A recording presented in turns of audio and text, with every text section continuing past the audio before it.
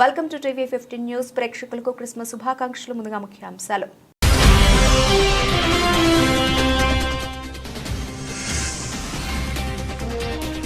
ఆఫ్ఘనిస్తాన్పై పాక్ వైమానిక దాడులు, 15 మంది మృత్యువాత.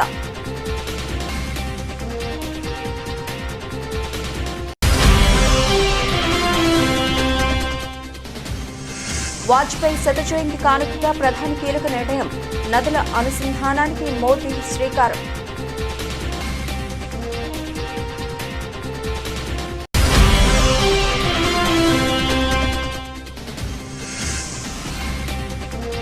దేశవ్యాప్తంగా వెంకటేశ్వర ఆలయాలు, టీటీడీ బోర్డు మీటింగ్లో కీలక నిర్ణయాలు, ధర్మకర్తల మండలి సమావేశంలో పలు కీలక నిర్ణయాలకు ఆమోదం.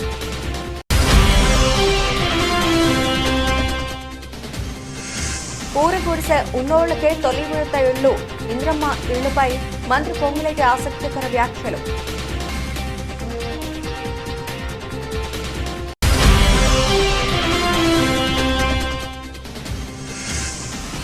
ఘనంగా క్రిస్మస్ వేడుకలు, పలువురు ప్రముఖుల శుభాకాంక్షలు, ప్రార్థనల్లో పాల్గొన్న జగన్ విజయమ్మ.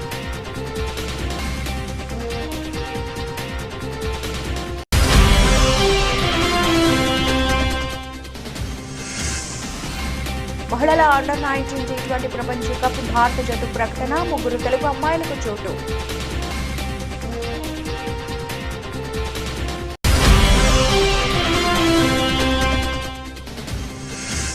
పెరుగుతున్న డిజిటల్ చెల్లింపుల ట్రెండ్, 33% పెరిగిన యూపీఐ క్యూఆర్ లావాదేవీలు. ఆఫ్ఘనిస్తాన్ పాక్టికా ప్రావిన్స్ బర్మల్ జిల్లాలో పాక్ వైమానిక దాడులు జరిపింది. ఈ దాడుల్లో మహిళలు, పిల్లలు సహా 15 మంది మరణించారు. ఈ నెల 24న రాత్రి సమయంలో పాక్ దాడులకు పాల్పడింది. 7 గ్రామాలు లక్ష్యంగా చేసుకుని దాడులు జరపగా లామన్లో ఒకే కుటుంబానికి చెందిన 5గురు మృతి చెందారు. ఈ వైమానిక దాడిని పాకిస్తాన్ అధికారికంగా ధృవీకరించినప్పటికీ ఆఫ్ఘనిస్తాన్లోని తాలిబాన్ రహస్య స్థావరాలపై ఈ దాడి జరిగిందని భద్రతా వర్గాలు చెబుతున్నాయి. ఈ దాడిలో మరణించిన వారి సంఖ్య కూడా పెరిగే అవకాశం ఉందని సమాచారం. ఈ దాడి బర్మల్లోని ముల్క్ బజార్ గ్రామంలో భారీ విధ్వంసం సృష్టించింది. ఇది మానవతా సంక్షోభాన్ని మరింత పెంచింది. ఈ దాడిలో పెద్ద సంఖ్యలో పౌరులు గాయపడ్డారని, ఆ ప్రాంతంలో నష్టం వాటిల్లని స్థానిక అధికారులు పేర్కొంటున్నారు. ప్రస్తుతం సెర్చ్ ఆపరేషన్ కొనసాగుతోందని, మృతుల సంఖ్య పెరిగే అవకాశం ఉందన్నారు. తాలిబాన్ రక్షణ మంత్రిత్వ శాఖ ఈ దాడులను తీవ్రంగా ఖండించింది. తమ భూమిని, సార్వభౌమత్వాన్ని కాపాడుకోవడం చట్టబద్ధమైన హక్కు అని మంత్రిత్వ శాఖ ఓ ప్రకటనలో పేర్కొంది. ఈ దాడిలో వజీరిస్తానీ శరణార్థులు కూడా మరణించారని మంత్రిత్వ శాఖ తెలిపింది.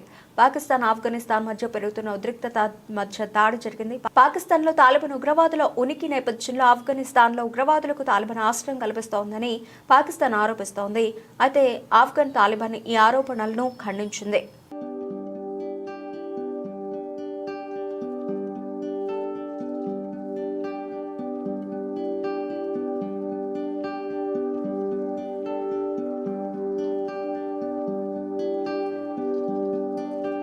మాజీ ప్రధాని అటల్ బిహారీ వాజ్పేయి 100వ జన్మదినం సందర్భంగా భారత ప్రధాని నరేంద్ర మోదీ పలు కీలక ప్రాజెక్టులకు శంకుస్థాపన చేయనున్నారు.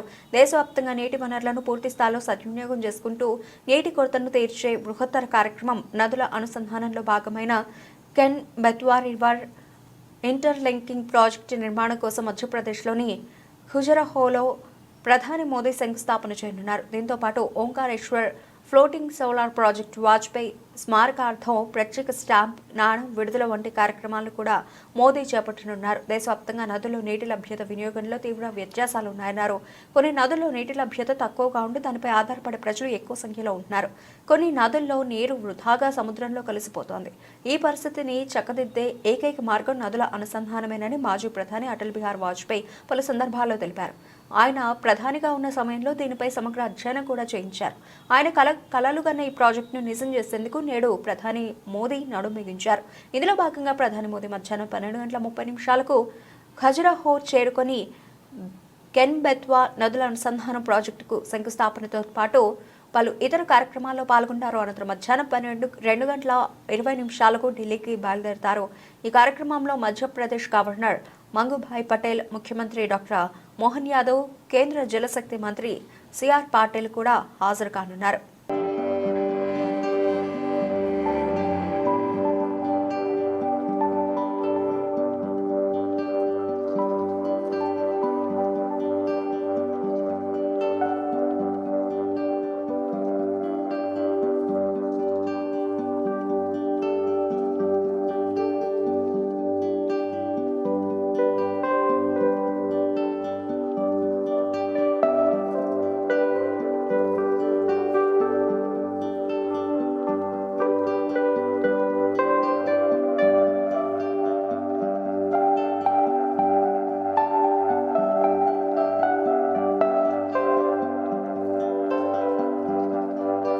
దేశవ్యాప్తంగా పలు ప్రాంతాల్లో వెంకటేశ్వర ఆలయాల నిర్మాణానికి చర్యలు చేపడుతున్నట్టు టీటీడీ చైర్మన్ బిఆర్ నాయుడు వెల్లడించారు. మంగళవారం తిరుమల అన్నమయ్య భవనంలో జరిగిన ధర్మకర్తల మండలి సమావేశంలో పలు కీలక నిర్ణయాలు తీసుకున్నట్లు తెలిపారు.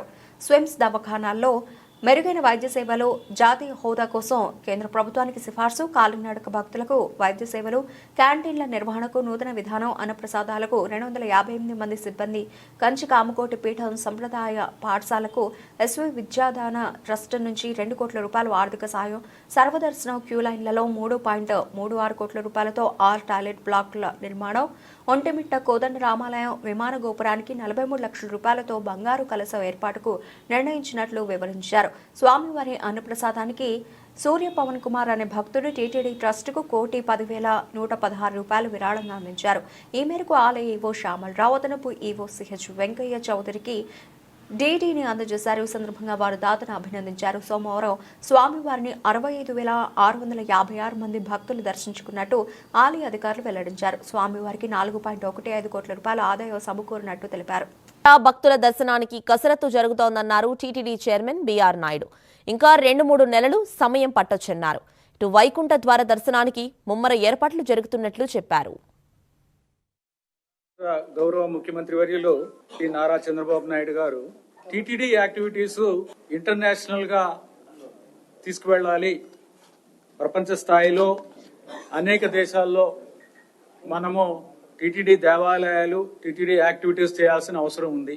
కానీ ఏదన్నా మనము దేశంలో ఏమన్నా యాక్టివిటీ చెకప్ చేసినట్టు లేకపోతే దేవాలయాన్ని కట్టినప్పుడు అక్కడ ఉన్న ఆర్థిక పరిస్థితులు అవన్నీ కూడా మనము టీటీడీ మీద ఏం భారం పడుతుంది, ఏమిటి ఫీజిబిలిటీ ఏంటి, ఇవన్నీ కూడా చూసుకోవాల్సిన అవసరం ఉంది. దానికి మార్గదర్శకాలు ప్రిపేర్ చేయమని చెప్పేసి ముఖ్యమంత్రి గారు చెప్పడం జరిగింది. దాని ప్రకారం ఒక కమిటీ వేసి ఆ కమిటీ ద్వారా ఏ విధంగా చేయాలి, గైడ్ లైన్స్ చేయాలి అనేది కూడా చెప్పడం జరిగింది. దాని ప్రకారం ఒక కమిటీని వేయడానికి కూడా ఈరోజు బోర్డులో అప్రూవల్ చేయడం జరిగింది. ప్రతి స్టేట్ హెడ్ క్వార్టర్ లో కూడా టీటీడీ వెంకటేశ్వర స్వామి దేవాలయం ఉండాలనేది కూడా వారి డైరెక్షన్. సో దాని ప్రకారం కూడా స్విమ్స్ అనేది టీటీడీ కింద ఉన్న సూపర్ స్పెషాలిటీ హాస్పిటల్, టీటీడీ నిర్వహిస్తున్న ఒక సూపర్ స్పెషాలిటీ హాస్పిటల్. దీనికి జాతీయ హోదా తీసుకురావడానికి, జాతీయ హోదా కోసం కేంద్ర ప్రభుత్వానికి ఒక రిజల్యూషన్ పంపించి దాని మీద మనం పర్సూ చేయాలి. కేంద్ర ప్రభుత్వాన్ని రాష్ట్ర ప్రభుత్వం ద్వారా మనము ఒక విజ్ఞప్తి పంపించాలనేది కూడా ఒక నిర్ణయం చేయడం జరిగింది. ఇన్స్టిట్యూట్ ఆఫ్ నేషనల్ ఇంపార్టెన్స్ అని అంటారు. సో ఈ స్కీమ్ ద్వారా వెళితే మనం చేస్తున్న చారిటబుల్ యాక్టివిటీస్ ఏమైతే ఉన్నాయో, మనం పేద ప్రజలకు అందిస్తున్న సేవలు ఏవైతే ఇస్తున్నామో అవన్నీ కూడా కేంద్ర ప్రభుత్వం నుంచి వస్తున్న ఆర్థిక సహాయంతో ఇంకా బాగా చేయడానికి మనకు అవకాశం ఉంది. దానికోసం అనేది ఆ ప్రపోజల్స్ పంపించాలనేది. ఇంటి జాగా ఉండి పూరి గుడిసెలు, కచ్చే ఇండ్లు ఉన్నవారికే తొలి విడత ఇందిరమ్మ ఇళ్లను మంజూరు చేస్తామని గృహ నిర్మాణ శాఖ మంత్రి పొంగులేటి శ్రీనివాసరెడ్డి వెల్లడించారు. వికలాంగులు, వితంతువులు తదితర నిరుపేదలకు మాత్రమే తొలి విడతలో ప్రాధాన్యం ఇస్తామని తెలిపారు. హైదరాబాద్ లో మంగళవారం గృహ నిర్మాణ సంస్థ అధికారులతో సమీక్ష నిర్వహించిన అనంతరం మంత్రి మీడియాతో మాట్లాడారు. కేంద్ర ప్రభుత్వ ఆర్థిక సాయంతో ఇందిరమ్మ ఇళ్ల పథకాన్ని అమలు చేస్తున్నట్లు పేర్కొన్నారు.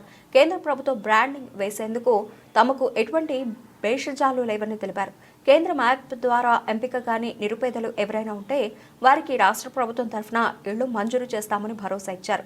ఇళ్ల మంజూరు కోసం 80 లక్షల దరఖాస్తులు వచ్చాయని, శాస్త్రీయ పద్ధతిలో అత్యంత పారదర్శకంగా లబ్ధిదారుల ఎంపిక జరుగుతుందని తెలిపారు. ఇప్పటి వరకు 32 లక్షల దరఖాస్తుదారుల వివరాలను సేకరించగా తొలి విడతలో 4.5 లక్షల ఇళ్లు నిర్మించనున్నట్లు తెలిపారు. వచ్చే 4 గంటలలో 20 లక్షల ఇళ్లు మంజూరు చేస్తామని హామీ ఇచ్చారు.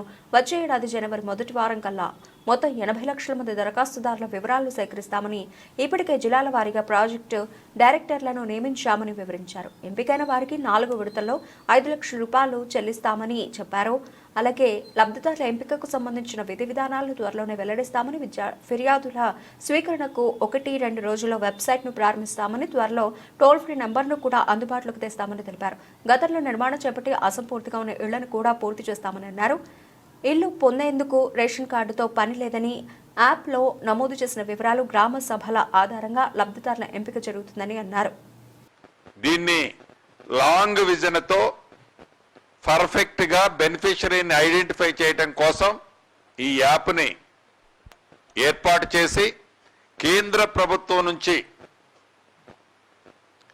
అది అర్బన్ కావచ్చు, రూరల్ కావచ్చు, ఆ అమౌంట్ తక్కువ కావచ్చు, వారు ఏ రకమైన కోరికలు కోరినా ఆ కోరికల్లో ఫిట్ అయ్యే విధంగా ఈ యాప్ ద్వారా ఎలిజిబుల్ అయ్యే వాళ్ళని మనం కట్టించే వాటిలలో ఆ కేంద్ర ప్రభుత్వం నుంచి వచ్చే నిధులను కూడా ఒక్క రూపాయి కూడా మిస్ కాకుండా వాళ్ళ బ్రాండింగ్ కావాలన్నా కూడా ఈ రాష్ట్ర ప్రభుత్వము బేషరతుగా యాక్సెప్ట్ చేసి దాంట్లో ఫిట్ అయ్యే కాన్సెప్ట్స్ అన్నిటినీ ఈ యాప్లో ఇన్కార్పొరేట్ చేసి ఈ యాప్తో ఇప్పటికి 32 లక్షల మంది పూర్తయింది. ఈ నెలాఖరికి మ్యాక్సిమం 75-80% కంప్లీట్ అవుతుంది. ఇదే టెంపోలో 4th 5th కల్లా, జనవరి 4th 5th కల్లా నాకు తెలిసి టోటల్ 80 లక్షల మంది డేటా రాష్ట్ర ప్రభుత్వం ఎవరైతే ఇళ్లు కావాలని అడిగారో వాళ్ళందరి డేటా ఈ రాష్ట్ర ప్రభుత్వం దగ్గరకు చేరటం జరుగుద్ది. దానిని యుద్ధ ప్రాతిపదికంగా బెనిఫిషరీస్ ని ఫస్ట్ 4.5 లక్షలని poor of the poor identify చేస్తాం. కేంద్ర ప్రభుత్వం నుంచి ఎక్కడైనా ఎలిజిబుల్ ఉన్నోళ్ళు మిస్ అయినా, వాళ్ళు రిజెక్ట్ చేసినా, రాష్ట్ర ప్రభుత్వం నుంచి కేంద్ర ప్రభుత్వం ఇలేదు కాబట్టి వాళ్ళు ఇస్తానన్న 70,000 రూపాయలు, 1,50,000 అని మేము చేతులు దులుపుకోకుండా ఎలిజిబుల్ ఉన్న వాళ్ళు ఏ కారణం చేతైనా కేంద్ర ప్రభుత్వం రిజెక్ట్ చేసినా రాష్ట్ర ప్రభుత్వం నుంచి 5 లక్షల రూపాయలు ఇస్తామన్న అమౌంట్ పర్ఫెక్ట్ గా 4 విడతల్లో ఈ ప్రభుత్వం ఇయ్యటానికి గౌరవ ముఖ్యమంత్రి రేవంత్ రెడ్డి గారు ఆల్రెడీ సూచనలు ఇవ్వటం జరిగింది. దీంతో పాటు ఇది 4 విడతలుగా పేమెంట్ ఇస్తున్నాము, అనేక పర్యాయాలుగా చెప్పాము. సొంత స్థలము ఉన్న వాళ్ళకి తక్కువలో తక్కువ 400 చదరపు అడుగులు ఇల్లు కట్టుకోవాలి. దాంట్లో ఒక బాత్రూము, ఒక కిచెన్ ఉండాలి. డిజైన్ అంటూ ప్రభుత్వం ఏమీ నిర్ణయించలేదు. 400 చదరపు అడుగుల కంటే వారి ఆర్థిక స్తోమత బాగుంటే ఎక్కువ కట్టుకున్నా ప్రభుత్వానికి ఏ రకమైన అభ్యంతరం లేదు.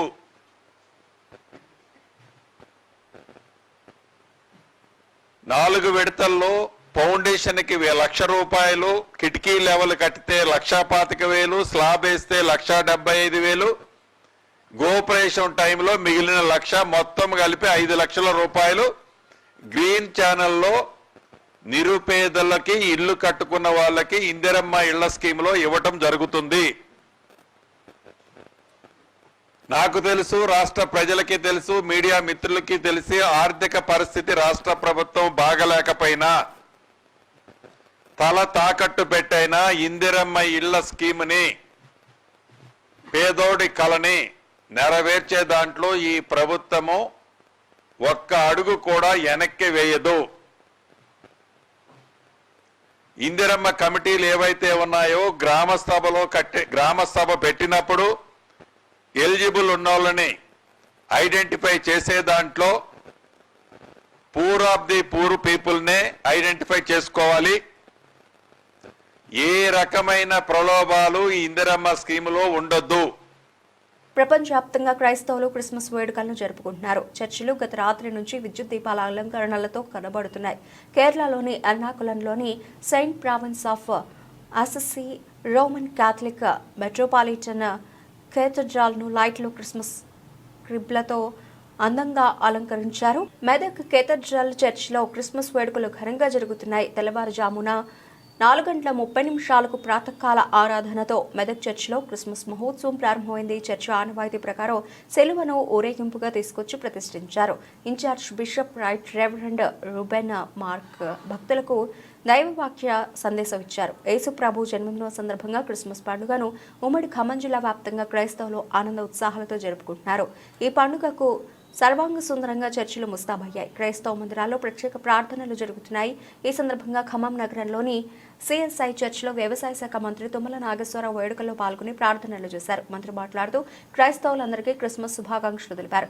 సర్వ మానవాళికి శాంతి సందేశాన్ని ఇచ్చిన యుగకర్త యేసుక్రీస్తు జన్మదినం ప్రపంచానికి పండుగ దినం. క్రిస్మస్ పర్వదినం సందర్భంగా క్రైస్తవ సోదర సోదరిమణులకు తన శుభాకాంక్షలు తెలియజేశారు. ప్రేమ మార్గంలో ఎవరి మనసునైనా జయించవచ్చునని తన జీవితం ద్వారా నిరూపించిన క్రీస్తు మార్గంలో నడుస్తూ సాటి మనిషికి మేలు చేయడమే మన ముందున్న కర్తవ్యం. ప్రేమ, కరుణ, సహనం, దయ, త్యాగ గుణాలను అలవాటు చేసుకుని జీవితాన్ని శాంతిమయం చేసుకుందాం. సర్వమానవాళికి మేలు కలగాలని ప్రభువును ప్రార్థిద్దామని ఆంధ్రప్రదేశ్ ముఖ్యమంత్రి చంద్రబాబు నాయుడు ట్వీట్ చేశారు.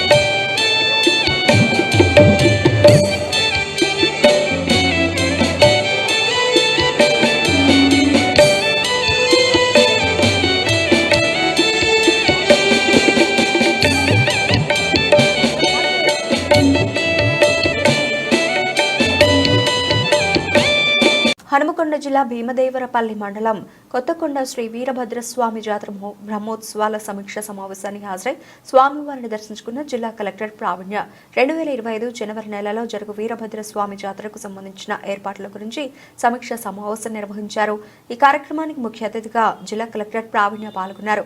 మీటింగ్ వచ్చిన అన్ని శాఖల అధికారులతో గత జాతర సమయంలో ఎదురైన సమస్యలను అడిగి వారి సూచనలు తెలుసుకున్నారు.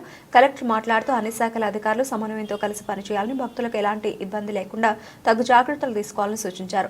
ప్రతి శాఖ వారు 24 గంటలు అందుబాటులో ఉండాలని, ఎవరు కూడా నిర్లక్ష్యంగా ఉండకూడదని, మీకు కావాల్సిన సిబ్బందిని అలాగే ఇతర సామాగ్రిని సిద్ధంగా ఉంచుకోవాలని పలు సూచనలు చేశారు. ఈ సమీక్షా సమావేశంలో జిల్లా అన్ని శాఖల ఉన్నతాధికారులు పాల్గొన్నారు. ఆర్డీఓ గారు, ఈఓ గారు, డిస్ట్రిక్ట్ ఆఫీసర్స్, ఏసీపీ గారు, excise, RMRTC, DPO, ERMD, DW, DMHO and all the officers present here and press media మిత్రులకి, సిబ్బంది అందరికీ కూడా నమస్కారం. ఈ మీటింగ్ మినిస్టర్ గారి రిక్వెస్ట్ మీద కండక్ట్ చేయడం జరుగుతుంది. ఎందుకంటే నెక్స్ట్ మంత్ జాతర ఉంది కాబట్టి ఒకసారి అరేంజ్మెంట్స్ అన్ని రివ్యూ చేయమని రిక్వెస్ట్ చేశారు సార్. సో అదే ఉద్దేశంతో ఈరోజు విజిట్ చేసి ఇక్కడ ఉన్న ఫెసిలిటీస్ కూడా చూసి, అలాగే ఇక్కడ ఇంకా ఏర్పాట్లు ఏం కావాల్సి వస్తాయనే ఉద్దేశంతో ఈ రివ్యూ మీటింగ్ తీసుకోవడం జరుగుతుంది. సో ఇక్కడ చాలా మంది ఆఫీసర్స్ ఐ థింక్ ఇంతకుముందు వర్క్ చేసిన వాళ్ళు ఉన్నారు కాబట్టి ఆల్రెడీ ఎక్స్పీరియన్స్ ఉంది లాస్ట్ ఫ్యూ ఇయర్స్ జరిగిన జాతరలు. బట్ అయినప్పటికీ ఈసారి ఇంకా అరేంజ్మెంట్స్ మంచిగా చేసుకొని జాతర కండక్ట్ చేయాలి. అండ్ ఎవ్రీ ఇయర్ మనకి జాతరకు వచ్చే పబ్లిక్ సంఖ్య కూడా పెరుగుతూ ఉంది కాబట్టి అది దృష్టిలో పెట్టుకొని మనం అరేంజ్మెంట్స్ అనేది టేకప్ చేయాలి. ఫస్ట్ అండ్ ఫార్మోస్ట్ మా సైడ్ నుంచి రిక్వెస్ట్ ఆర్డీఓ గారు కలెక్టరేట్తో కోఆర్డినేట్ చేసుకొని ప్రొసీడింగ్స్ ఒకటి ఈరోజు మీటింగ్ది డ్యూటీ ఆర్డర్స్ ప్రొసీడింగ్స్ ఒకటి ఇష్యూ చేయండి. సెకండ్, 3 షిఫ్ట్స్లో ఈచ్ డిపార్ట్మెంట్ నుంచి who will be the point of contact. మనం జనరల్గా గణేష్ నిమజ్జనం అప్పుడు కానీ ఏదైనా పెద్ద ఫెస్టివల్స్ ఉన్నప్పుడు పాయింట్ ఆఫ్ కాంటాక్ట్ ఒక్కొక్క డిపార్ట్మెంట్ నుంచి ఎవరు ఉంటారు అనేది డ్యూటీస్ చేస్తాం, along with the designation and contact number. So అది కూడా ఇన్ కోఆర్డినేషన్ విత్ ఈఓ గారు మీరు కింద లెవెల్ సిబ్బంది వాళ్ళ ఫోన్ నెంబర్స్తో పాటు ప్రతి డిపార్ట్మెంట్ నుంచి ఆ టేబుల్ చేసి ఇవ్వండి. సో దట్ ఎవరికి ఫోన్ చేసుకోవాలి at any point of time అనేది క్లారిటీ ఉంటుంది. నెక్స్ట్ అర్జెంటుగా I request police and also EO గారు and local tahsildar and MPDO ఈరోజు కొన్ని sites, parking area sites visit చేసుకోండి. జాయింట్గా ఇన్స్పెక్షన్ చేసుకొని ఎంత ఎక్స్టెంట్ కావాల్సి వస్తుంది పార్కింగ్ ఏరియాస్, డిస్టెన్స్, అండ్ ఇది ఒక మ్యాప్ లాగా ప్రిపేర్ చేసి పెట్టండి. ఏ పార్కింగ్ జోన్ దేనికి కేటాయిస్తున్నారు, ఎటువైపు నుంచి వచ్చే ట్రాఫిక్కి ఎటు కేటాయిస్తున్నారు. అండ్ ఇది చేసేటప్పుడు ఏసీపీ గారు అన్నట్టు ఈ బుల్లెట్ కార్డ్స్ ఏవైతే ప్రొసెషన్లో వాడతారో వాళ్ళందరికీ కూడా సపరేట్ పార్కింగ్ అనేది ముందే డెసిగ్నేట్ చేసి పెట్టండి. అండ్ మోస్ట్ ఇంపార్టెంట్లీ ఇప్పుడే కల్టివేషన్ స్టార్ట్ అవుతున్న రైతులతో తహసీల్దార్ గారు, ఆర్డీఓ గారు మీరు ఒకసారి మాట్లాడండి అలాంగ్ విత్ ఈఓ గారు. సో పోయినసారి ఎట్లయితే నెగోసియేషన్స్ జరిగాయో సేమ్ ప్యాటర్న్ మీరు ఈసారి కూడా కంప్లీట్ చేయండి. అండ్ మోస్ట్ ఇంపార్టెంట్లీ ఒక పాయింట్, సైనేజెస్ అనేది ప్రతి చోట అవైలబుల్ ఉండేలాగా చూసుకోండి. దారి అనేది ఎటువైపు మేబీ విఐపి దర్శన్ కావచ్చు, టాయిలెట్స్ కావచ్చు, పార్కింగ్ స్టాండ్స్ కావచ్చు, మెడికల్ క్యాంప్కి ఆర్ వెటనరీ క్యాంప్కి, వీటన్నిటికీ కూడా దారి సైనేజెస్ అనేది చాలా విజిబుల్గా ఏర్పాటు చేయాలని రిక్వెస్ట్ చేస్తున్నాను. సో ఈ జనరల్ ఇన్స్ట్రక్షన్స్ కాకుండా ఇంకా స్పెసిఫిక్గా ప్రతి డిపార్ట్మెంట్ రిక్వెస్ట్ చేసిన దాని ప్రకారం ఒకసారి ఏఐసీసీ ఆదేశాల మేరకు భారత రాజ్యాంగ నిర్మాత డాక్టర్ బిఆర్ అంబేద్కర్ పై అనుచిత వ్యాఖ్యలు చేసిన కేంద్ర హోంమంత్రి అమిత్ షాను మంత్రి పదవి నుంచి తొలగించాలని కాంగ్రెస్ పార్టీ వికారాబాద్ జిల్లా అధ్యక్షుడు రామ్మోహన్ రెడ్డి ఆధ్వర్యంలో నిరసన తెలిపారు. అనంతరం జిల్లా కలెక్టర్ను కలిసి వినతి పత్రం అందజేశారు. కలెక్టర్ ద్వారా రాష్ట్రపతికి వినతి పత్రం పంపాలని కోరారు. ఈ కార్యక్రమంలో మున్సిపల్ చైర్మన్ మంజుల, పట్టణ కాంగ్రెస్ అధ్యక్షులు సుధాకర్ రెడ్డి, పార్టీ నాయకులు పాల్గొన్నారు.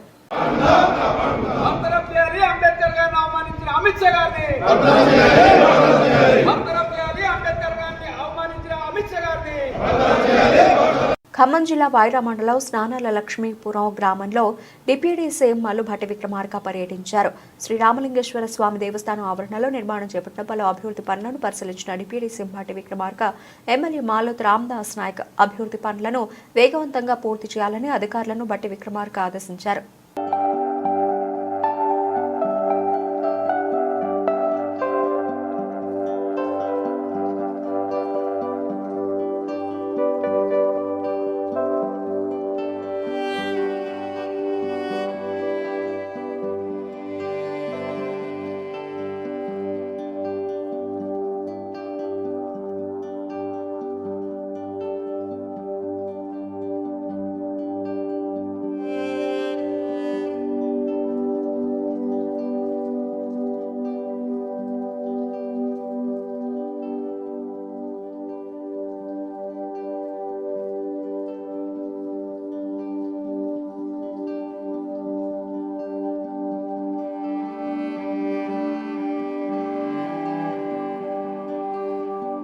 మలేషియాలోని కౌలాలంపూర్ వేదికగా జనవరి 18 నుంచి మహిళల అండర్-19 టీ20 ప్రపంచ కప్ ప్రారంభం కానుంది. ఈ నేపథ్యంలో ఈ టోర్నీలో పాల్గొనే భారత జట్టును సెలెక్టర్లు ఎంపిక చేశారు. 15 మందితో కూడిన జట్టును ప్రకటించారు. ఈ జట్టుకు నికీ ప్రసాద్ కెప్టెన్గా వ్యవహరించనుండగా సానికా చాల్కే వైస్ కెప్టెన్గా బాధ్యతలు నిర్వహించనున్నారు. 15 మంది సభ్యులు గల బృందంలో 3 తెలుగు అమ్మాయిలకు చోటు దక్కింది. హైదరాబాద్కు చెందిన గొంగడి త్రిష, కేసరి ధృతితో పాటు విశాఖపట్నంకు చెందిన షబ్నంలు మహిళల అండర్-19 ఆసియా కప్ క్రికెట్ టోర్నీలో మొత్తం 16 జట్లు పాల్గొననున్నాయి. 4 స్లాట్ల చొప్పున 4 గ్రూపులుగా విభజించనున్నారు. ప్రతి గ్రూపులో తొలి 3 స్థానాల్లో నిలిచిన జట్లు సూపర్ 6 దశకు చేరుకుంటాయి. 12 జట్లు సూపర్ 6కు చేరుకోగా వాటిని 2 గ్రూపులుగా విభజిస్తారు. 2 గ్రూపుల్లో టాప్ 2గా నిలిచిన జట్లు సెమీస్కు చేరుకుంటాయి. జనవరి 18 నుంచి ఫిబ్రవరి 2 వరకు టోర్నీ జరగనుంది. నికీ ప్రసాద్, సానికా చాల్కే, గొంగడి త్రిష, కమలిని, భవిక అహిరే, ఈశ్వరి అవసరే, మిథిలా వినోద్, జోషిత విజయ్, సోనం యాదవ్, పర్ణికా సిసోడియా, కేసరి ధృతి, ఆయుషి శుక్లా, ఆనందిత కిషోర్, షబ్నం, వైష్ణవి ఎస్ తదితరులు పాల్గొన్నారు.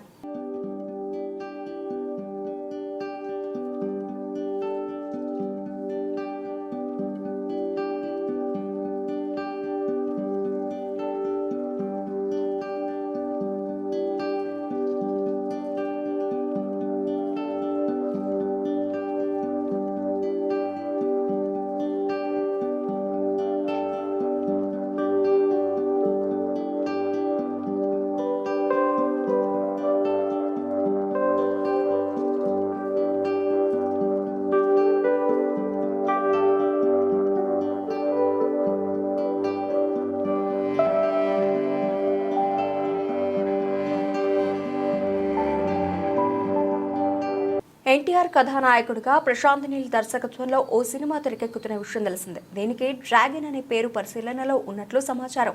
ఆగస్టులో ఈ సినిమా లాంఛనంగా ప్రారంభమైంది. ఫిబ్రవరిలో రెగ్యులర్ షూటింగ్ మొదలు కానుంది. తాజా ఇంటర్వ్యూలో ఈ సినిమా కథ గురించి ఆసక్తికరమైన విషయాలు వెల్లడించారు దర్శకులు ప్రశాంత్ నీల్. పీరియాడిక్ కథాంశంలో ఈ చిత్రాన్ని తెరకెక్కించబోతున్నామని, ఇందులో బంగ్లాదేశ్లో కష్టాలు అనుభవిస్తున్న తెలుగు వలసదారులను రక్షించే పోరాట యోధుడిగా ఎన్టీఆర్ అత్యంత శక్తివంతమైన పాత్రలో కనిపిస్తారని ఇంటెన్స్ యాక్షన్ థ్రిల్లర్గా ప్రేక్షకుల్ని మెప్పిస్తుందని తెలిపారు. సోషల్ మీడియాలో ప్రచారం జరుగుతున్నట్లు మైథలాజికల్ టచ్ ఉన్న యాక్షన్ సినిమా కాదని ప్రశాంత్ నీల్ స్పష్టతనిచ్చారు. ఈ సినిమా కన్నడ భామ రుక్మిణి వసంత్ కథానాయికగా నటించే అవకాశం ఉందని వార్తలు వస్తున్నాయి. మైత్రి మూవీ మేకర్స్, ఎన్టీఆర్ ఆర్ట్స్ సంయుక్తంగా ఈ చిత్రాన్ని నిర్మిస్తున్నాయి. ప్రస్తుతం హిందీ మల్టీ స్టారర్ వార్ 2తో బిజీగా ఉన్నారు ఎన్టీఆర్. ఈ సినిమా అనంతరం ఆయన డ్రాగన్ షూట్లో జాయిన్ అవుతారు.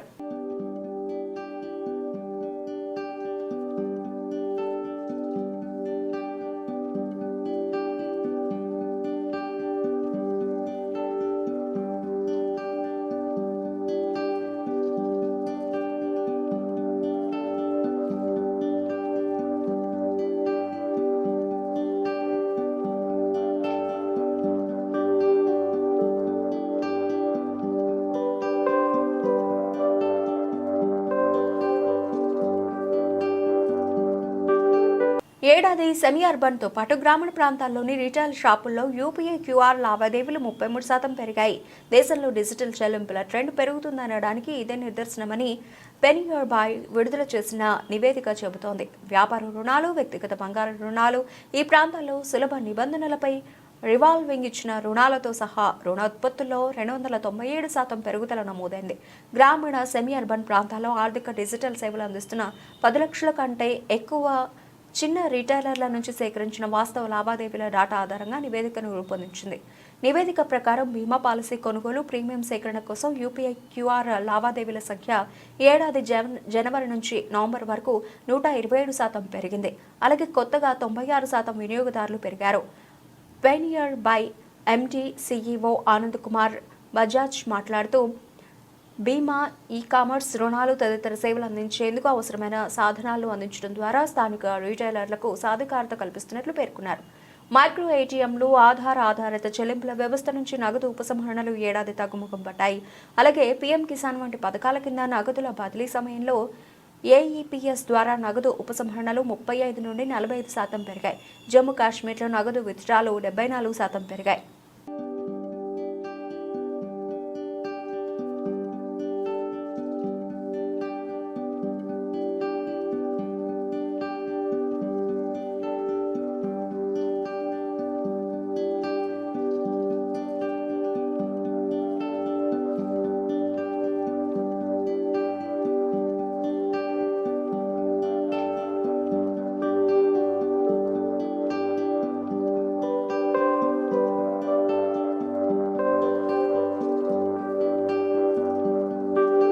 బులెటిన్ ముగించే ముందు హెడ్లైన్స్ మరోసారి.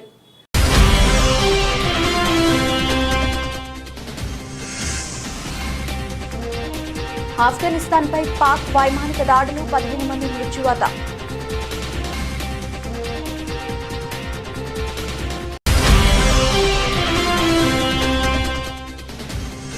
వాజ్పేయి శత జయంతి కానుకగా ప్రధాని కీలక నిర్ణయం, నదుల అనుసంధానానికి మోదీ శ్రీకారం.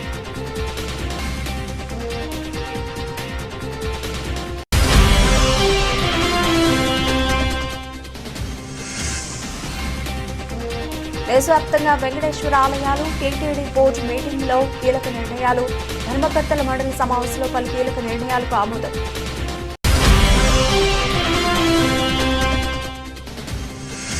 ఊరగుడిసె ఉన్నోళ్లకే తొలి విడత ఇళ్లు, ఇంద్రమ్మ ఇళ్లపై మంత్రి పొంగులేటి ఆసక్తికర వ్యాఖ్యలు.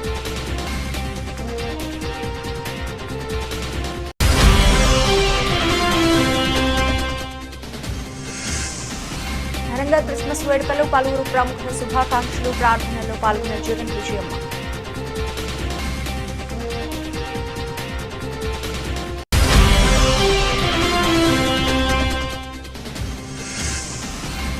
మహిళల అండర్-19 T20 ప్రపంచ కప్ భారత జట్టు ప్రకటన, 3 తెలుగు అమ్మాయిలకు చోటు.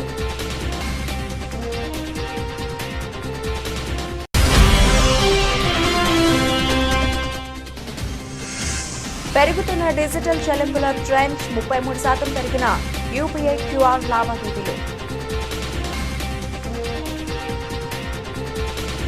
ఇవి ఇప్పటివరకు నవలసిన అప్డేట్స్. Keep watching.